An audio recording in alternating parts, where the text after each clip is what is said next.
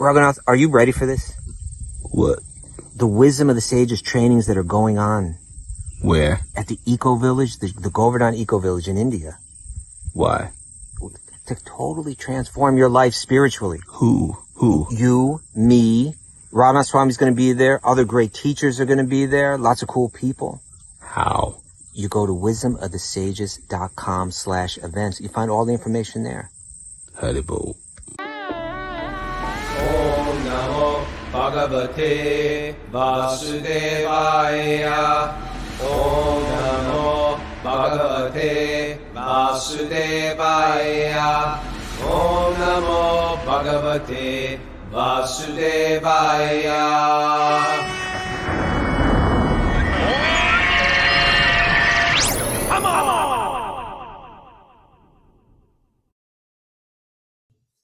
Live from Mandala Springs in Cobb, California, this is Wisdom of the Sages, a daily yoga podcast with your host Raghunath and co-host and senior educator at the Bhakti Center in New York, Kaustubha. Welcome to our second show of the day, because we're at the Chant Camp Cali, little California festival at Mandala Springs, hosted by Mandala Springs, Ram Das and Jai Shri, a regular Zoomer and other combined as other.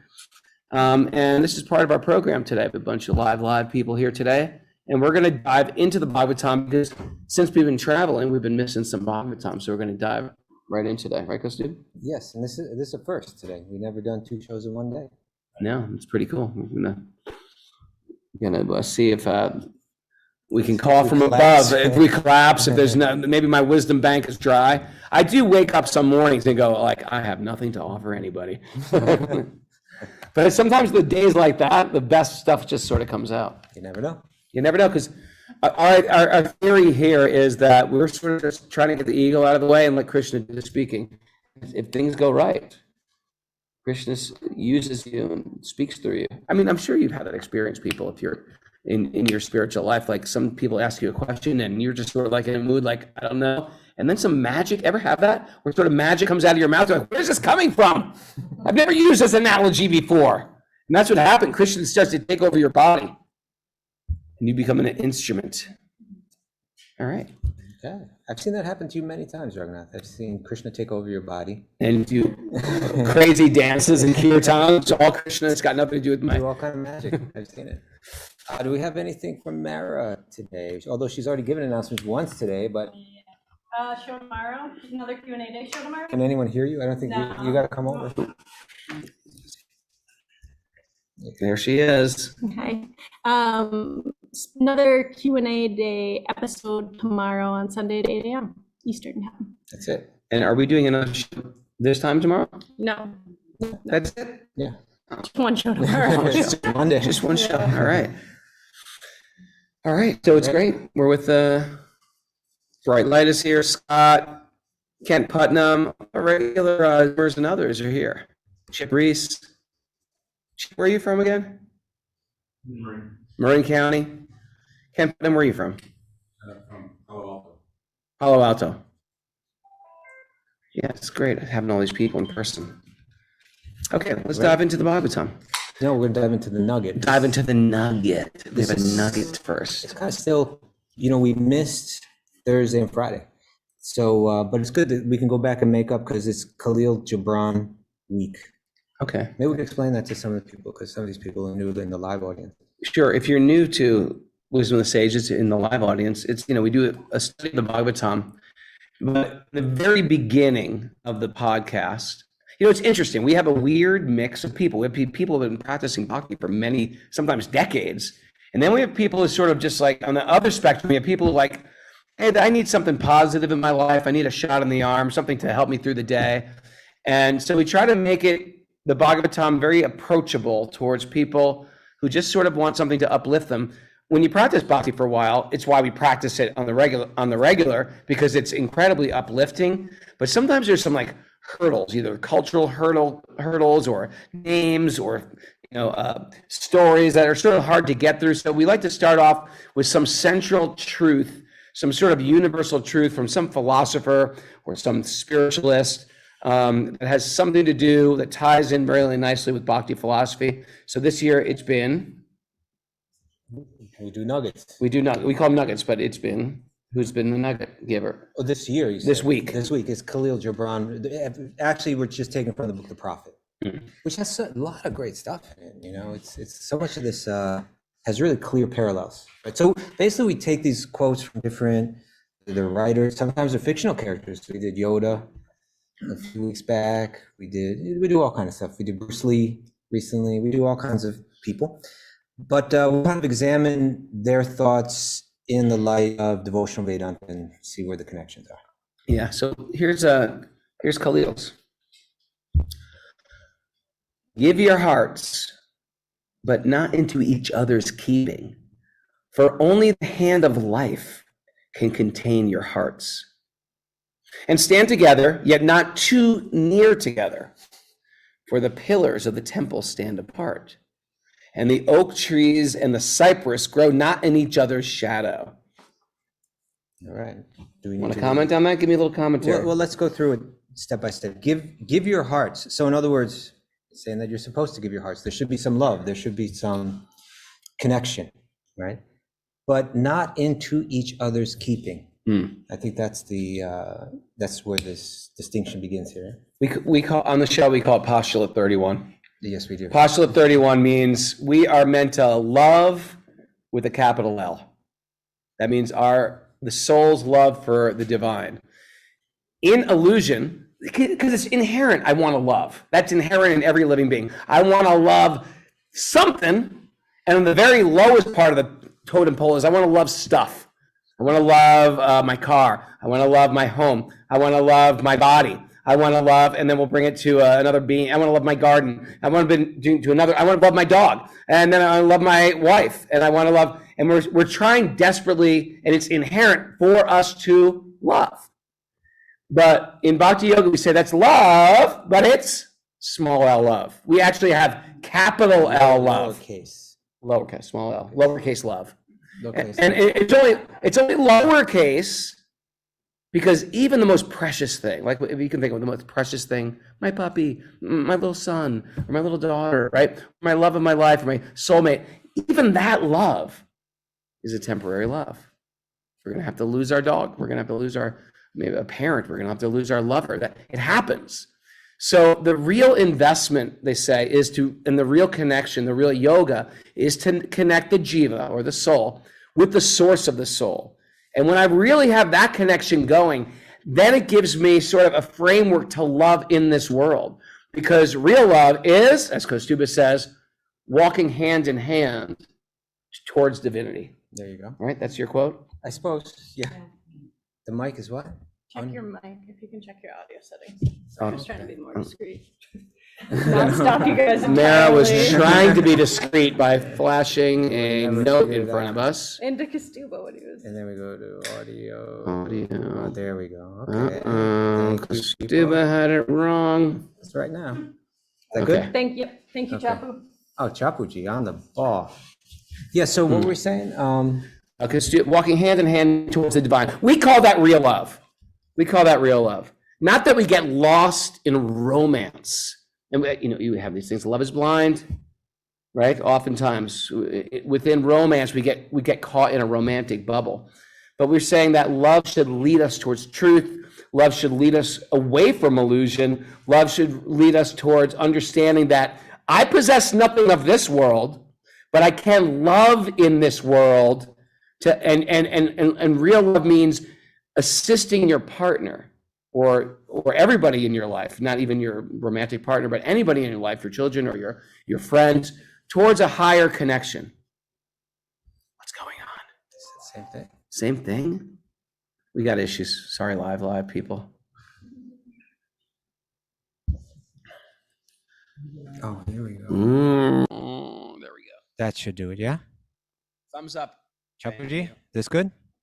Can't tell? Yes. We're getting thumbs here. Okay. Now we're all set. Melanie Reed is giving us thumbs up.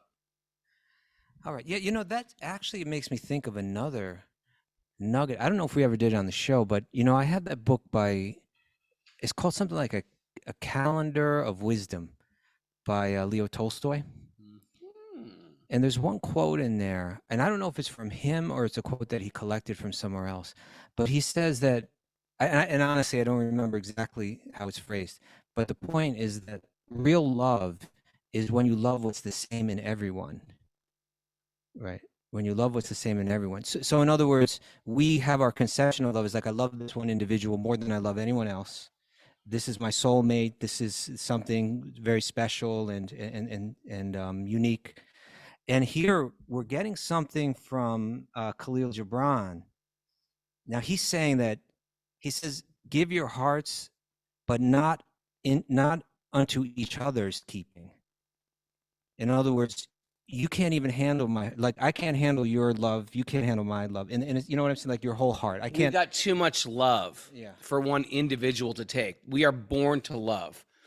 And only God can contain the amount of love we are. Ever do that in a relationship with, like, I'm trying to love this person, they can't, and ever get over loved by somebody? Like, okay, back off. Your love is too much, right? Or vice versa. You give so much love, and the person can't contain your love, because our love is actually meant to be focused towards divinity.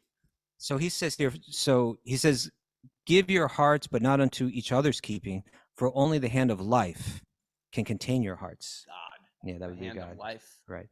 And stand together. So you still stand together. It's not that your intimacy is any less than this kind of more romantic idea, for lack of a better word, right? It's not that your intimacy is any less. Still stand together, yet not too near together, right? For the pillars of the temple stand apart, and the oak tree and the cypress grow not in each other's shadow. So like if we're actually going to grow, Also going to support the temple, so to speak. the codependent thing, model doesn't. There's not really growth through that, right? It's kind of like I can stand on my own, and together we can help each other and assist each other move towards God, and that's like a more healthy kind of idea of love. I like that. Bhakta Khalil. Who knows? Anybody sitting here could be Kahlil Gibran. The reincarnation. Which one is it? Kelly? Leslie? Maybe. Kent Putnam, perhaps? You never know. You never know who you're standing face to face to. Isn't that true? Okay, yeah. Try not to scream. Can I just scream in the mic real loud? Narayanam namaskritya naram chaiva narotamam devim saraswatim vyasam tato jayam mudirayat. Before reciting the Srimad Bhagavatam, which is a very means of conquest, one should offer respectful obeisances to the Supreme Lord Narayan.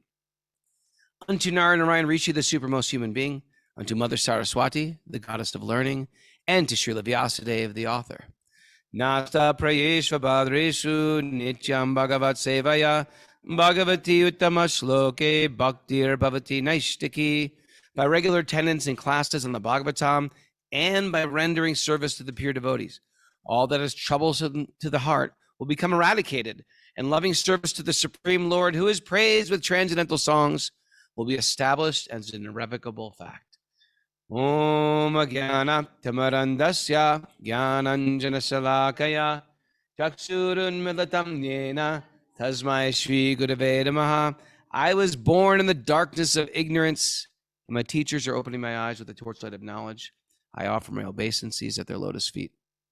Reading from the Srimad Bhagavatam, Canto 4, Chapter 25, Text 29. Ever like sometimes you'll say these prayers in a rote way, but something will stick. Like today, I was born in the darkness of ignorance. That stuck today. I was like, yes, I was.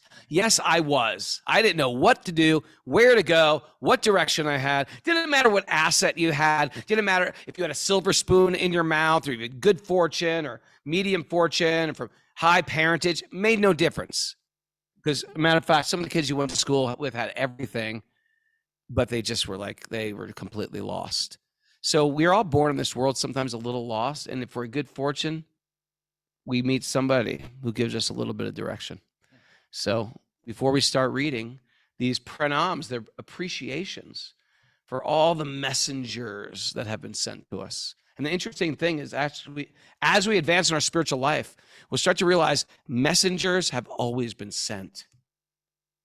I just wasn't listening. You ever do this one? Talk to the hand. Talk to the hand. You ever do that to anybody? Talk to the hand. Oh, you got to do that. It's really fun. Talk to the hand, Mara. Talk to the hand. It's like when someone talks really loud and annoying, just like, talk to the hand. So it's just like God has been like sending messengers to me since childhood. And I'm like, messenger, talk to the hand. I don't want to hear it. I don't want to hear good advice. I mean, teenagers do that all the time. Listen, I really want you home. I want to know who's at that party, and you know who's driving. Mom, I got this, Mom. You don't got this. You don't even know what you're talking about. But in teenager life, when you think you know everything, anybody have teenagers out there? Okay, you get it. You get to deal with teenagers. We all know. They know everything. We're like the teenagers. We know everything. We don't want to hear about a divine agenda. We've got an agenda. Krishna, you should hear my agenda. It's a really good one. No. Okay. Thank you. So we're going back a couple verses here because we just wanted to examine something here, but we're in this really kind of far out part of the Bhagavatam, right? A bunch of yogis going to take bath in a sacred lake. Right as they take bath in the sacred lake, Lord Shiva appears from that lake. And that was the last chapter, Raghunath. Where are we? Where are we? It's a good story. It's a great story. It's a really good story. No, so those yogis now, they are in the lake, and they are those yogis are in the lake. They're doing their meditation, and then Narada went to visit their father. It's been a long weekend. I did lay over in Vegas. I'm not going to ask you what happened in Vegas, because what happens in Vegas stays in Vegas. So Narada went to visit the father of these yogis, and his name is King Prachini Barhishat. And he was kind of like, a little bit despondent. He needed some spiritual guidance, and Narada wanted to give it to him, but he did it in a sensitive way. Yeah, he did it in an analogy. And the beautiful thing about Vedic teachings is when it's an analogy, they say, hey, this is an analogy. Everything else you're supposed to be taken to heart. You're supposed to be taken literally. It's not supposed to be like, well, I think Ganesh represents this. No, Ganesh represents exactly what he is. Elephant-headed boy carrying a trunk. He scribed the Vedas. He's exactly what he is. He's not an analogy for something.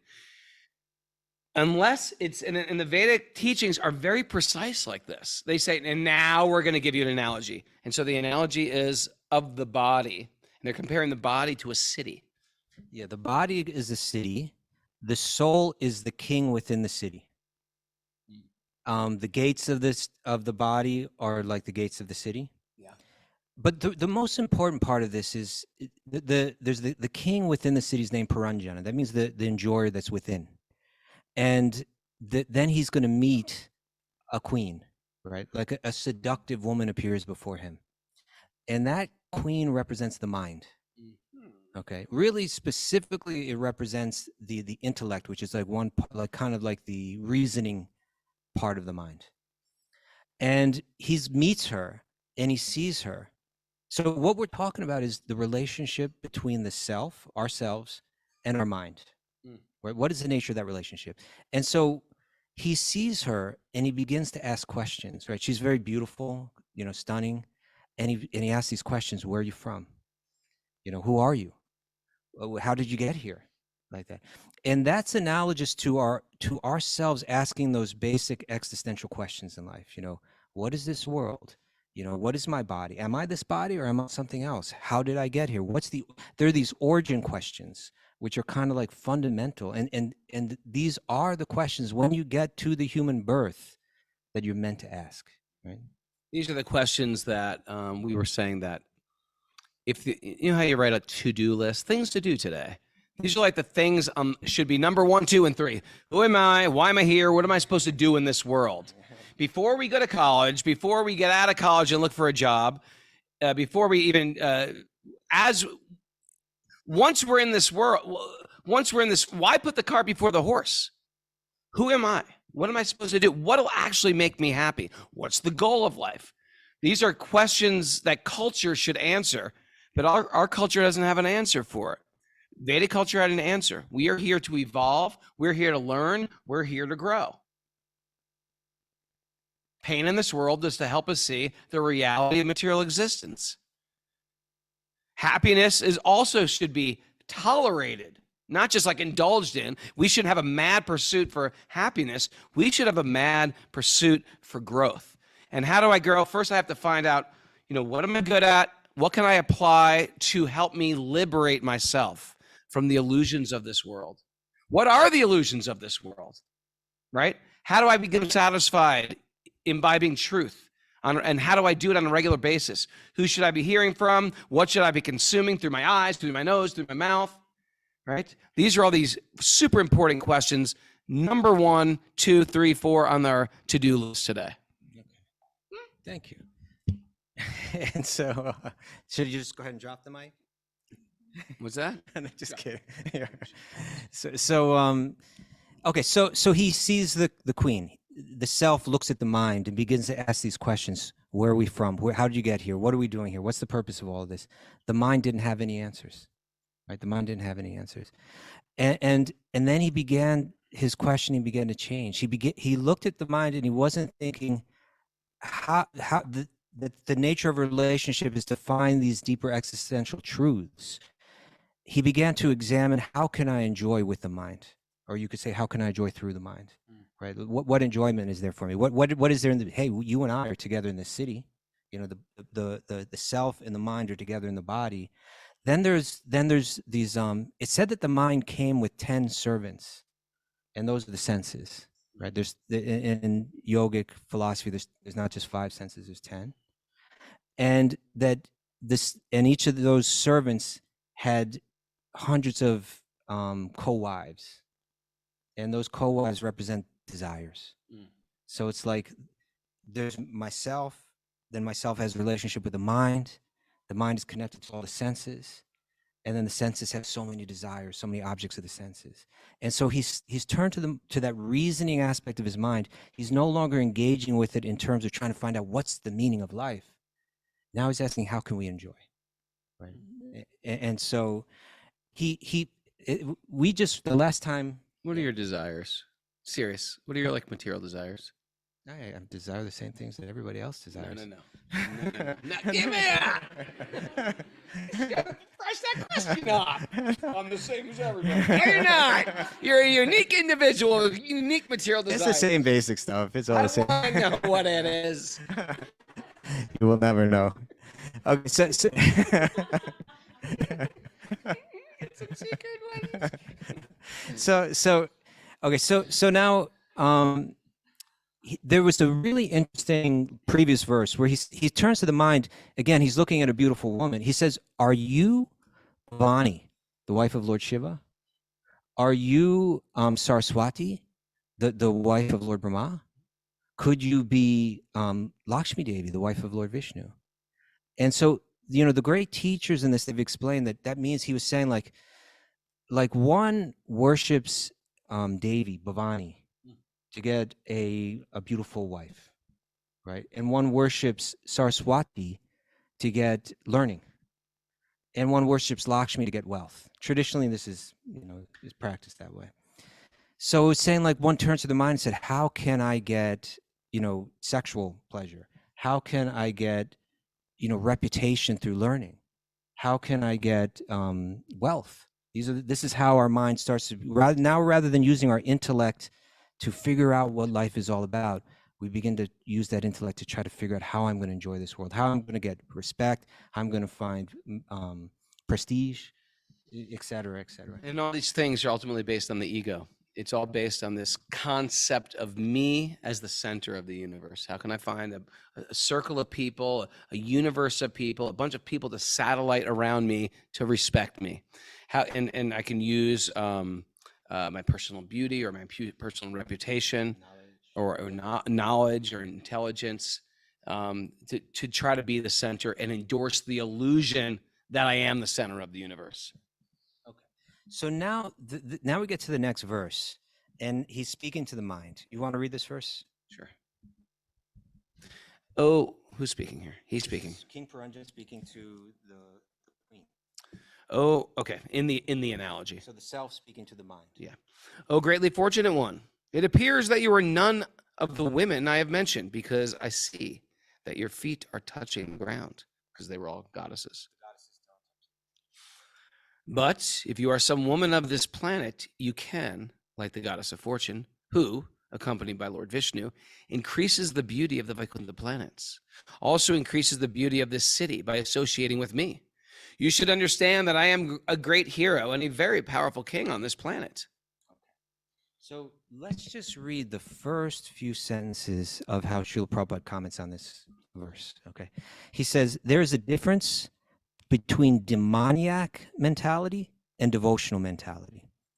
Devotees know perfectly well that the goddess of fortune, who is the constant companion of Vishnu and Narayana, cannot be enjoyed by a living entity. This higher sense of understanding is called Krishna consciousness. Okay, and I think that there's a lot right there, but we need to talk. We can talk about the general concept of what was shared there, but we could also talk about the language that Srila Prabhupada is using and how we might misinterpret it. Well, it's got, of course, that word demoniac, which I think we grow up in this world. We talk about a demon. Where do you hear the word demon? Halloween or horror movies or churches. Or churches, demons, right? They're possessed by Christ, exorcise the demons. And we tend to think of like a little red guy, with a pitchfork and a arrow on his tail and little cloven hooves and horns, red. And that's not necessarily what a demon is. Demons, we have a quote on this? Well, what I pulled up here is, like, for instance, I looked up the definition. So commonly it'll be translated as an evil spirit or devil, especially one thought to possess a person or act as a tormentor in hell. Right. So when Prabhupada uses that word demoniac, I don't believe that that's exactly what he's trying to convey here. I think he's trying to convey something different. And so we can look to, the word that we would use in Sanskrit would be Asura. Asura, right? Against the suras, or he's against the godly people. Yeah, in a sense, it's a way like saying against the good, right? A sense against what's good. But I pulled up, here's a verse from Chandogya Upanishad, 885. And really what we're getting at here is that I believe what Srila Prabhupada is getting at is it's not some kind of condemnation, like, saying that when we say someone is evil, like some kind of judgmental condemnation, but it has more to do with someone's worldview and how that plays out. Is my worldview selfish, or is my worldview selfless? Do I see myself as the center of the universe, or do I see myself as like kind of revolving around the center of the universe with everybody else? So this is from the Chandogya Upanishad. It says, here's the verse. It says, this is why this world, even today, people say, this is why in this world, even today, people say, oh, he is a demon. If that person is devoid of the feeling of charity, has no respect for others, and never cares to perform a sacrifice, because the demons have the idea that the body is the self. Okay, so I believe that's what, when Prabhupada says demoniac mentality, it's not like a heavy kind of religious condemnation, but it's talking about how we see the world. And Bhagavad Gita there's a whole chapter kind of dedicated to this, right? Yeah, chapter 16, the divine and the demoniac. And it's sort of where Krishna paints as sort of a black and white, even though we know the world is sort of nuanced in many shades of gray. Sometimes when you're speaking to a child, you really paint things in a black and white. Don't ever cross the main road. You're going to get in big trouble if you cross the main road. But Mom, our mailbox is there. Never cross the main road unless you're with Mom or Dad. That's just the rule in this house. And that doesn't mean we don't ever expect the child to cross the road. Eventually the child will develop enough inherent intelligence to cross the road. But things are laid out in the 16th chapter in a very black and white way, so we can sort of discern because I remember when I first read the qualities of the demoniac, I was like, oh, I got that one. I got that one too. Check on number 4. But so the problem was we and especially in this age, like, is that a bad thing? Is that a good thing? Krishna, like, he separates the two. And then you want to start to lean into those good ones, and you start to notice those ones that aren't so favorable. And in this age that we live in, that divine and the demoniac are within the same body. And we start to cultivate them in the same way we cultivate a yoga practice, right? Or a piano practice. We start to cultivate piano by showing up every day and playing the piano. In the same way, we can start to create a spiritual activities by practicing them on a regular basis. Things like charity, forgiveness, compassion, which are considered qualities of divinity. I may not be charitable. I may not be compassionate. I may not be forgiving. That's okay. That means I got to practice them. Those are things I have to notice and I have to practice them. And then I get better at them. It works out in the same way. And if I've been practicing those demoniac qualities and I'm really good at them, and when I read them in the Gita, I was like, oh man, that is me. It's only because I've been practicing them. And maybe my parents practiced the same thing. Maybe my parents were harsh and rude and unforgiving, and that's okay. Notice it, correct it. All right, I'll try. That's right. Thank you. And so let's go to the Gita and see how the Gita speaks about this quote unquote demoniac mentality. Is this fine? Just drinking a random. That was yours from this morning. Okay, let's see if it's hot. You have some water right here. Okay. Just So here's the Gita's take on it. In text 7 of the 16th chapter, it says, "Na satyam teshu vidyate." No truth is found in that, right? And we do see. I mean, I think especially see among politicians where it's just almost like they're lying, they know they're lying. A lot of the time, like it almost doesn't matter. It's just like they're taking a position, and it seems like it's just kind of accepted. It's accepted by them. It's accepted by their followers. You don't really have to speak truth. You're just kind of pushing an agenda. I looked at it like the other day when we got caught in Vegas, and we just looked at it as like this mad search for pleasure. Like only an insane person. And not only, I'm going to give you so much money. I'm going to put so much money into this. And I know it's not going to deliver what it's promised, but it's this desperate, almost like a desperate hope to enjoy. In that sense, no truth is found. That's a great, yeah. You see like the advertisements for it, and it's just making like, hey, everybody comes here and just has a great time and walks away glad that they came. And that's just not true. It's just not true.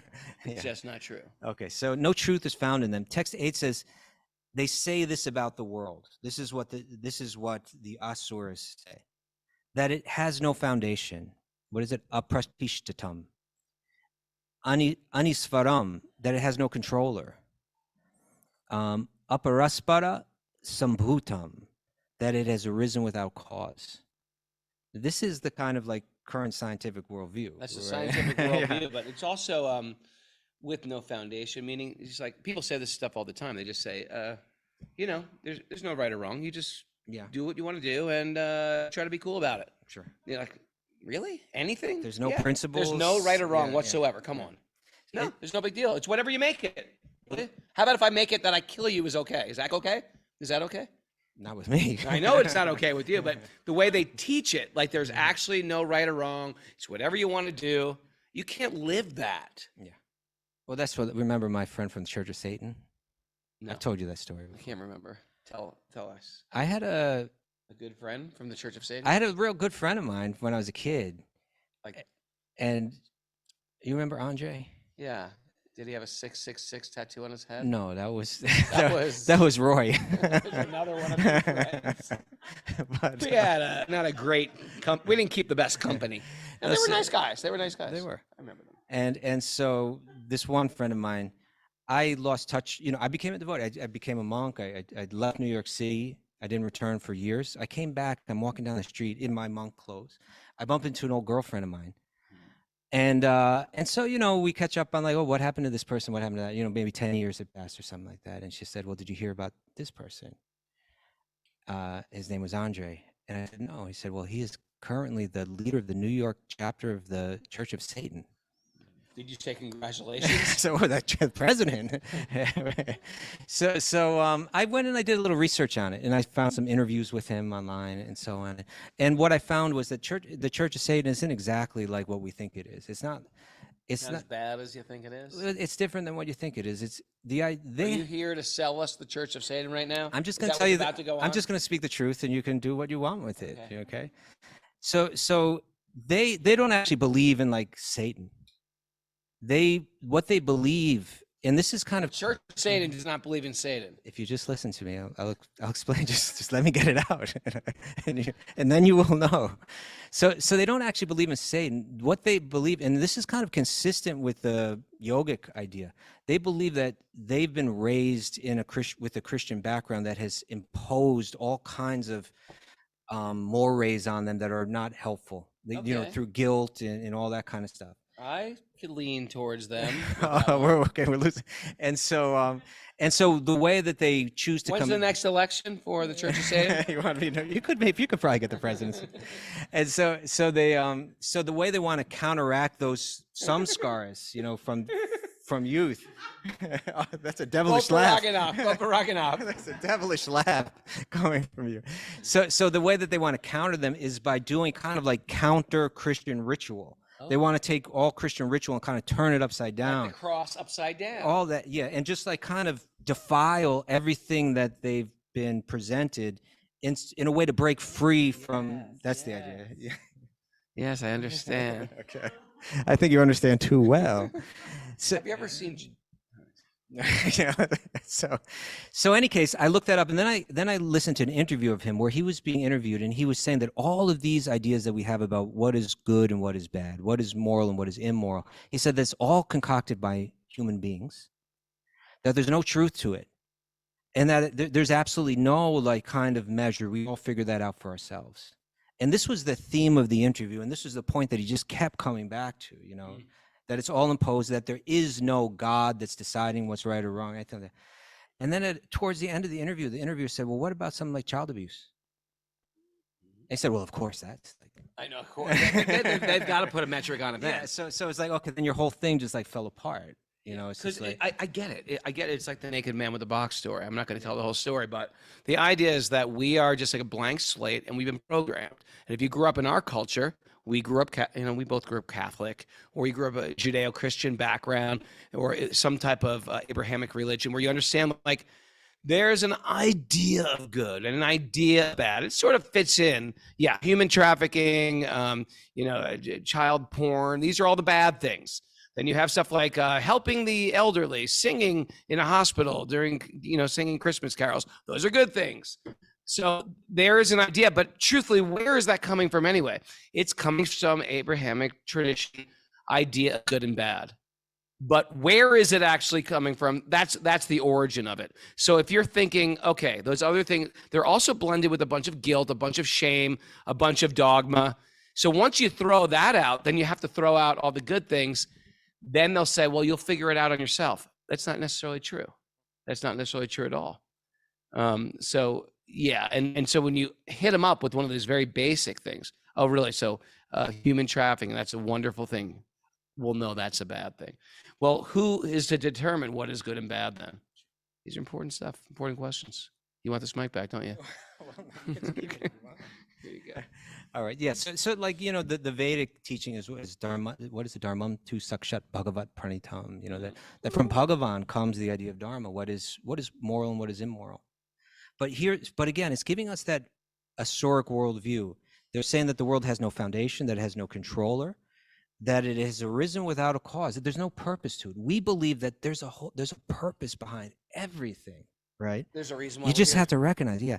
And then they also say, Kim anyat kama hoitakam, that there's no other cause except for kama, except for desire. In other words, there's no purpose to this world except pursuing material desire. That's it. Right. So that's a very self-centered review. If I embrace that idea, then it will begin to rationalize all kinds of like behavior that leads to conflict and behavior that leads to pain. And that's where this goes. That's where the Gita continues to go. It says that, the famous one about Ugra karma, right? that engaged in painful activities, having been lost unto themselves, being less intelligent, they do horrible destructive work. Right? It leads in that direction.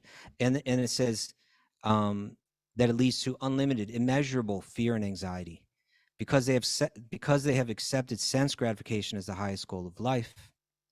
It leads to so much anxiety. Now, when we go back to what Prabhupada was saying, he was saying about Sita, right?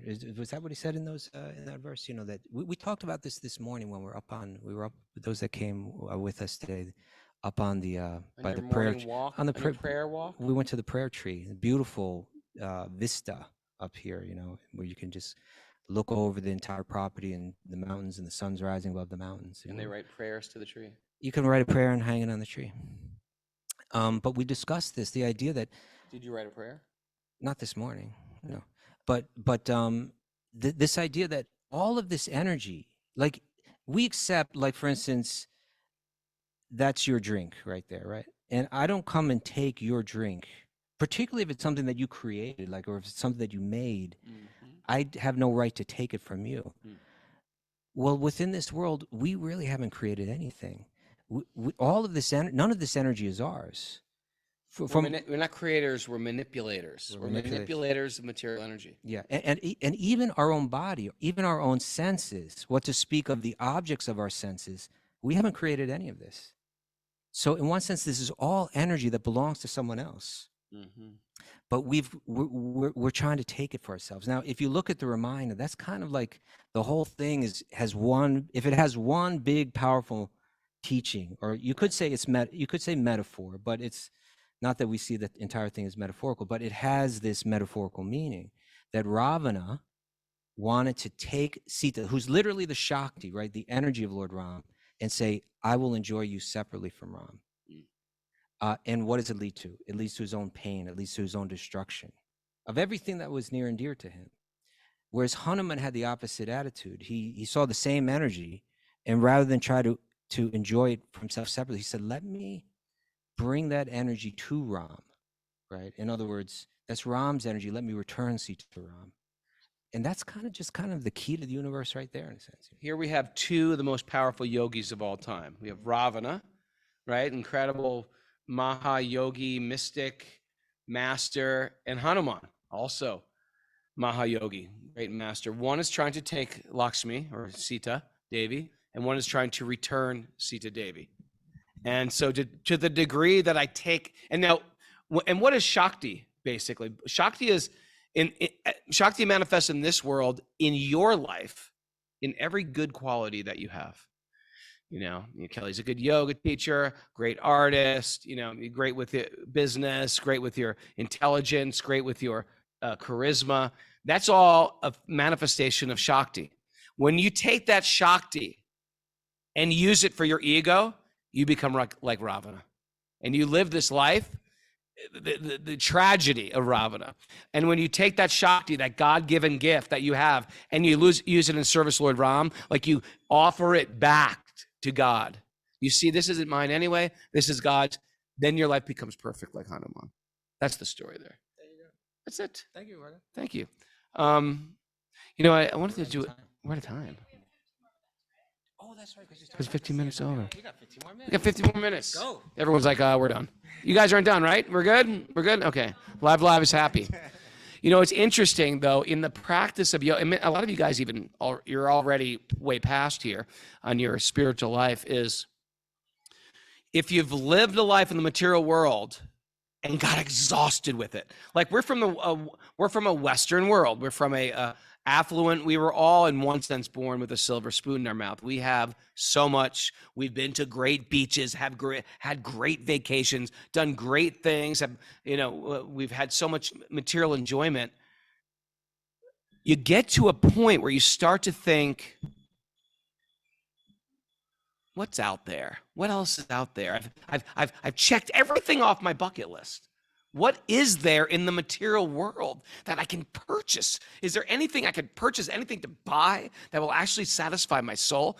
And this is the first type of, it's just sort of like the dawn of deep intelligence, is when you realize there's nothing of this material world that will fulfill my heart. And when you go from this level of bhukti, of wanting to enjoy the material world, to like, you know what? Big deal, big deal. The material world, big deal. When you get to that point, that's a massive stage in your spiritual evolution where you realize there's nothing here for me. And then you go to what's next. You go from a bogey, one who wants to enjoy the material world, to a yogi, one who actually realizes that my pleasure is not going out there. My pleasure is going in here. And then from that yogi path, we have these two paths. One is that path of the, you want mukti. You want to free yourself from the pain of this world. If you've actually enjoyed the material world, you realize there's pain in the material world. There's pain in love, right? There's heartbreak, there's betrayal. What could hurt more than betrayal, right? You've given your love to someone and they betray you, right? Or love of a broken heart when you love someone deeply and they die, or they get sick and die. And so there's so much pain within relationship. There's sometimes pain with things that we like to do. There's pain. Sometimes we develop eating disorders because we have a pain in an ill relationship with food or drink or spending or things that seem like they should give us pleasure, but they've caused us a lot of pain. So this path of mukti is the path of, I'm sick of the pain in going out there. I'm going to pull it all in. No more relationships. I don't want a relationship with food. I'm going to fast. I don't want a relationship with people. I'm going to become a monk. I'm going to be an isolationist. Is that a word? Hermit, right? And I want to go deep within inside, rigidly control my senses. And if you've ever done anything like that, anyone ever go on a Vipassana retreat? Kylie. Okay, we got some people. Yeah, don't mention Kylie. We know Kylie's story. Okay. She found love in a Vipassana retreat.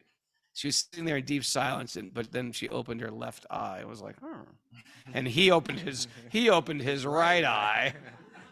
They started sending 14 more days of this winking and sending Morse code through the eyebrows. Just kidding. We love you guys. But they fell in love in a Vipassana retreat. But if you actually renounce the objects, did you see that? My glasses went up. If you actually renounce the objects of enjoyment, there is a higher enjoyment. There's a more subtle, very tangible enjoyment if you've done a long-term fat juice fast, water fast, fast on speaking, fast on consumption, cell phone fast. I hit your phone. You hit my phone. Very funny. What do they call it? A media detox. You do a media detox. There's a pleasure when you stop going out and you find a pleasure that's naturally within everybody coming from the soul. Digital detox. But in bhakti, we start to realize, no. I'm not going to cut off relationships. I'm not going to cut my relationship with anything of this world. I'm going to see everything in this world is not even mine in the first place. Nothing is mine. My relationship with food, my relationship with people, right? My speech isn't mine. It's a gift also. Why should I not do my gift? Bhattahari's here. Hare Krishna. Bhattahari is a great musician. He's a great musician. He's a great singer. Do you know how many times I've listened to your CD in my car with my kids, Bhattahari? A lot. Many times. We love singing to that song. What is that song? I don't know any of the words. I just figured. Radha Krishna. You know that song? He said no. Radha Krishna. He's the best. It doesn't sound like a show tune when he sings. No, it's beautiful. So imagine if Bhattahari said, you know what? My words have caused pain in people's lives. I've criticized people. I've hurt people. I'm just never going to speak again. No. He has to take that gift, that Shakti, and offer it back to Lord Ram. And because of that, now the words that are coming out of his mouth are quite beautiful. He sees the good in people. He glorifies Bhagawan. He sings beautiful songs. We play them in our cars. We are very joyful just because he chose to take that gift and offer it back. I like it. Beautiful. All right. Thank you, Prabhu. Bhattahari, Haribo. All right. Should we read a little bit more? We got 10 Please, minutes or so. please. So why don't we read up to text 33 and read the commentary there? There's a lot to dig in. We may not have time to dig into all that. We can try. We can try. Are we text 30? So yeah, text 30. Now, again, he's speaking, the king is speaking to the queen. You can say the self is speaking to the mind. The self is becoming seduced. The self has lost the idea that I'll engage with my intellect for the purpose of truth, and has begun to entertain the idea that I will engage with my intellect for the purpose of enjoyment, for pleasure. Here we go. Text 30. Certainly your glancing upon me today has very much agitated my mind. Your smile, which is full of shyness, but at the same time lusty, is agitating the most powerful Cupid within me. Therefore, O most beautiful, I ask you to be merciful upon me. My dear girl, your face is so beautiful with your nice eyebrows and nice eyes and with your bluish hair scattered about. Sounds like Marge Simpson. Just actually not bluish. In addition, very sweet sounds are coming from your mouth. Nonetheless, you are so covered with shyness that you do not see me face to face. I therefore request you, my dear girl, to smile and kindly raise your head to see me. Narda, So that was his message to his mind. He's lost it now. right. Right. Okay. Now Narda's going to begin to explain more to the king. Narda continued, my dear king, when Paranjana became so attracted and impatient to touch the girl and enjoy her, the girl also became attracted by his sweet words and accepted his request by smiling. By this time, she was certainly attracted by the king. The girl said, O best of human beings, I do not know who has begotten me. I cannot speak to you perfectly about this, nor do I know the names or the origin of the associates with me. Okay, so the mind itself can't come up with these existential truths. Right? She's saying, in other words, we don't reach it by our speculation. She's represents the reasoning aspect of the mind, and it's not through our own reasoning that we understand the meaning of it all. It's through hearing, actually, that we get it, right?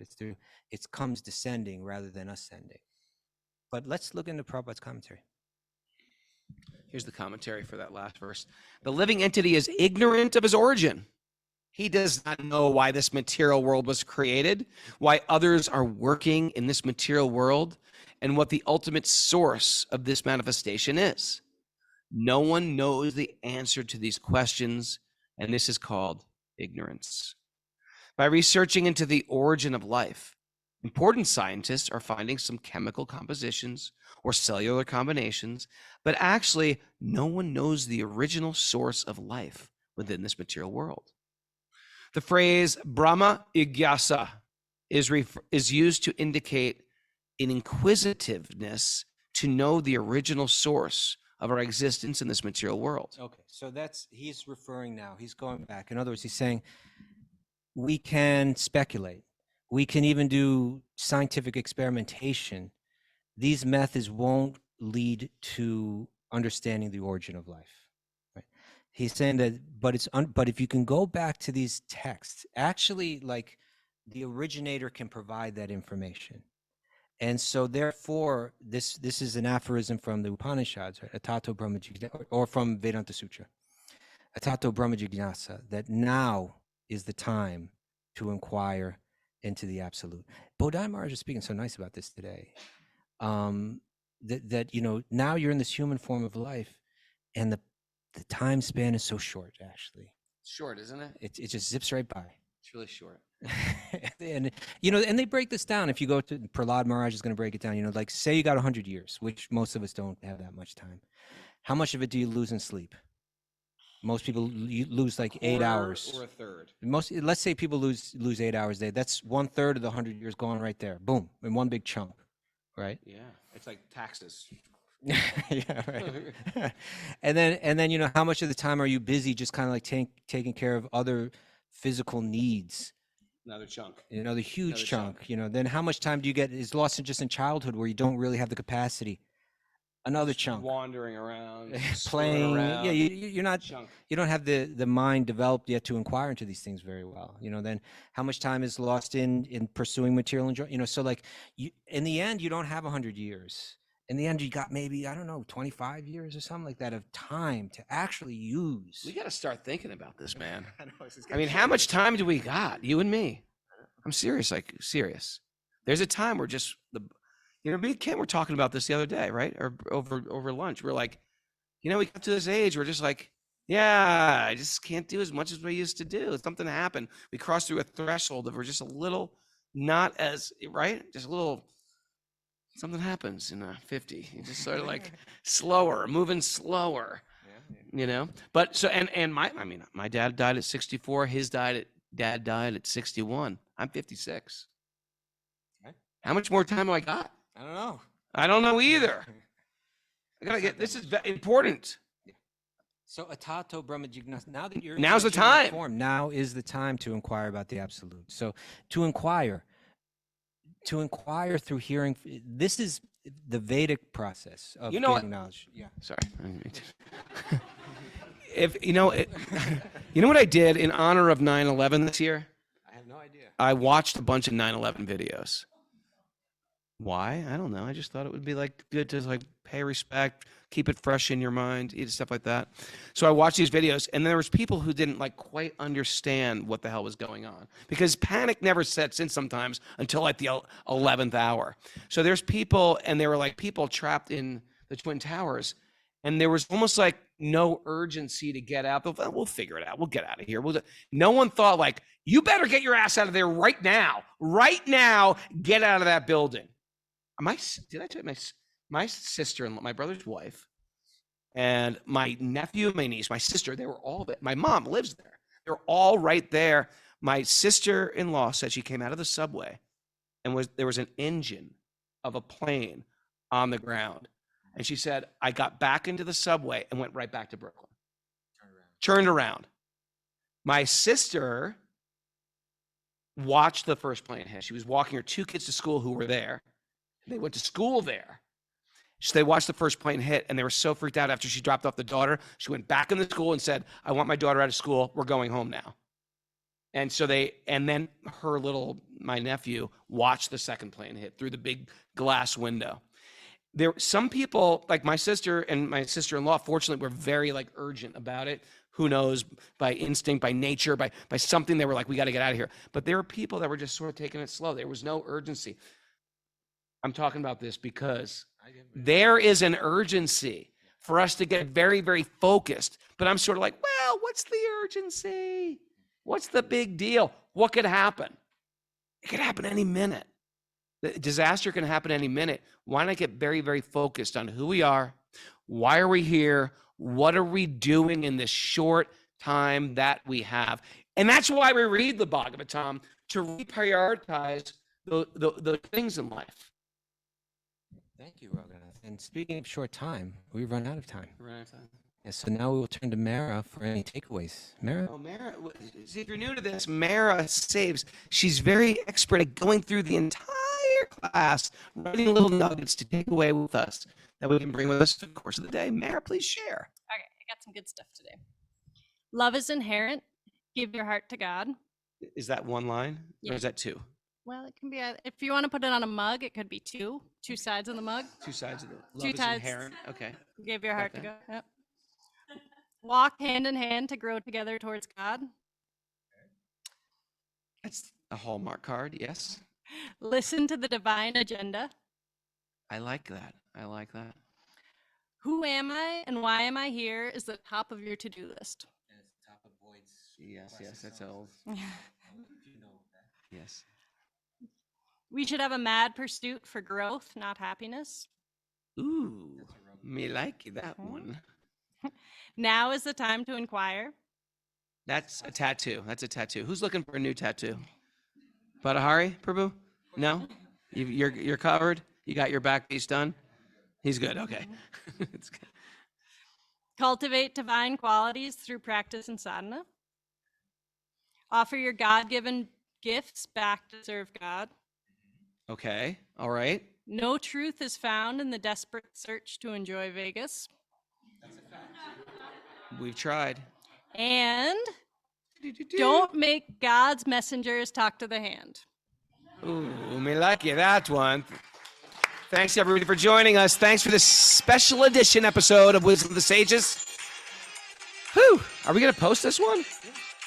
You're going to post it regular on our... We're going to make it. It's a real one. Yeah. All right, this is a real one, everybody. Thanks for everybody joining us live. Everybody live. Give a big hi to the rest of people out there. Woo! And we will see you tomorrow, 8 a.m. Eastern Time for Q&A Day. Live Q&A. Oh, I'm going to drop the camera. Live Q&A Day. And then we're going to head back to New York. Monday morning. Oh, yeah, let's do a show Monday morning. We'll figure that out by tomorrow. We have a show Monday morning, right? Show Monday morning. Thanks, everybody. Haribo!